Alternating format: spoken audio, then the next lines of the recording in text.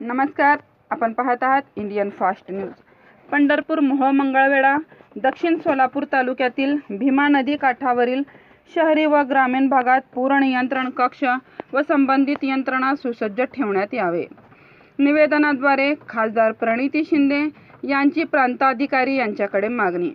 दिनांक 6 ऑगस्ट 2024 पंढरपूर मोहोळ मंगळवेढा दक्षिण सोलापूर तालुक्यातील भीमा नदी काठावरील शहरी व ग्रामीण भागात पूर नियंत्रण कक्ष व संबंधित यंत्रणा सुसज्ज ठेवण्यात यावे, अशा मागणीचे निवेदन खासदार प्रणिती शिंदे यांच्या वतीने प्रतिनिधीचे शिष्टमंडळ मनोज यलगुलवार, संदीप पाटील, अमर सूर्यवंशी, किरण राज घाडगे, आदित्य फत्तेपूरकर, प्रशांत शिंदे, मिलिंद भोसले, जितू वाडेकर आणि स्वीय सहाय्य योगेश जोशी, समाधान हाके यांनी पंढरपूर मोहोळ तालुक्याचे प्रांताधिकारी सचिन इथापे यांना पंढरपूर प्रांत कार्यालय येथे देण्यात आले।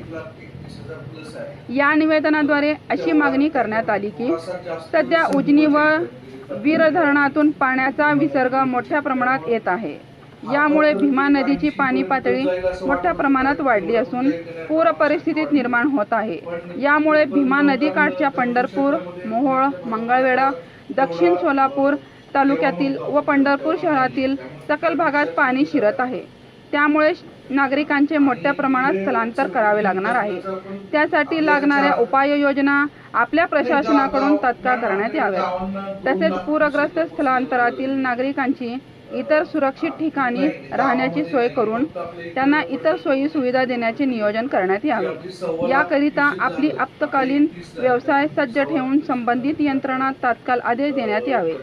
तसेच ग्रामीण भागातील भीमा काठच्या पूरग्रस्त नागरिकांचे स्थलांतर सुरक्षित ठिकाणी करावे व त्या स्थलांतरित नागरिकांना सर्व सोयी सुविधा पुरवण्यात यावे, अशी मागणी या निवेदनाद्वारे करण्यात आली आहे।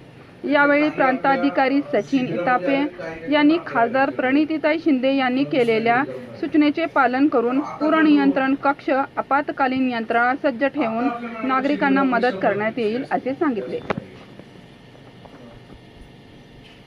हो,